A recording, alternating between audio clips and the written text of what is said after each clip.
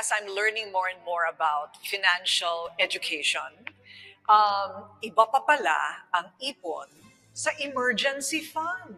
Yes. Ano ang pagkakaiba ng savings from emergency fund? Savings and investments basically long-term. It's something that you're trying to prioritize the rate of return. Emergency fund is when the emergency comes in, you have access to it right away. Something wherein you don't lose money by getting that money and then putting it on the emergency. So emergency fund is very important, and you have to have the right formula. How much is supposed to be there. Kung ang savings, sabihin mo ng 20% of your disposable income, Yes. magkano naman ang porsyento at formula na itatabi mo for emergency fund? As a rule, you should have at least 6 months of your monthly salary that should be easily accessible. So whatever is your salary, you multiply that by 6 months, and that's something, the bigger, the better. I think that's a fair amount of rule, simply because if there's certain things that will happen in your life, within 6 months, hopefully, you can already recover, find a good solution to whatever emergencies you have. At kung akala ninyo hindi nyo kailangan ng emergency fund, paano kung mangyari sa inyo ang mga ito? Mag-isa-isa tayo ng example ng emergency sa buhay. Okay, number 1, nagkasakit ang nanay o tatay o anak. Pero dapat may health insurance ka din. May health insurance ka na, okay. right? So, nasunog ang bahay. yes. Pero dapat meron ka ring Dapat may home insurance ka. na. Oo. Yes. Yung bigla kang tinanggal sa trabaho. It doesn't mean that natanggal ka sa trabaho, your bills will stop.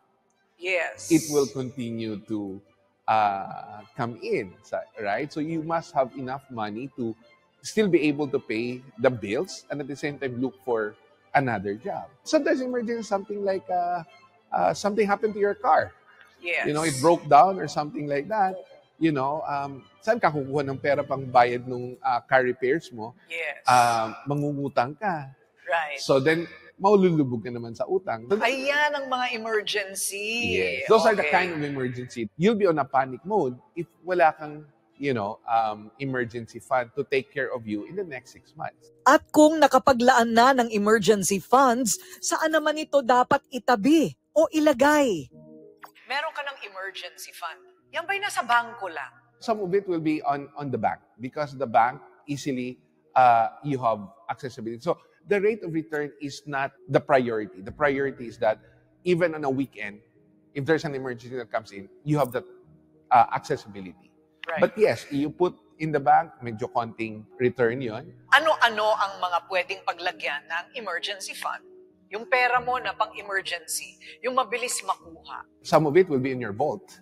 A little bit mid-range, you can put some on more secure where you put in the time deposit, wherein you can pre-terminate it. You have a better rate of return, but you can pre-terminate it and you can still get that money. Right?